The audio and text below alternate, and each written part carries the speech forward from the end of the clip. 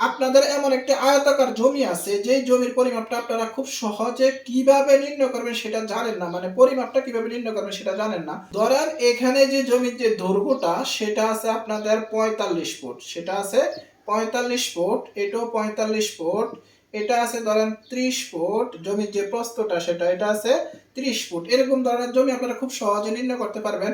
যদি দেখেন দুইটা প্রস্থই সমান অথবা দুইটা দৈর্ঘ্যই সমান, তাহলে আপনারা যে কোনো একটা দৈর্ঘ্য নেবেন জমির, যে কোনো একটা দৈর্ঘ্য নেবেন। যেমন এখানে আমরা 45 নিলাম।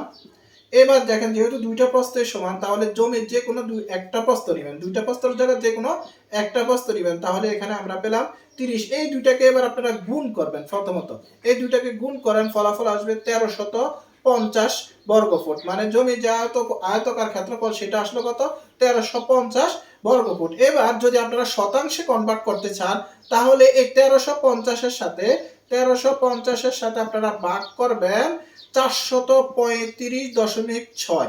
435.6 যখন আপনারা ভাগ করবেন তখন ফলাফলটা পেয়ে যাবেন যে এখানে কতটুকু জমি আছে। তাহলে এখানে জমি আসবে 3.099 শতাংশ জমি।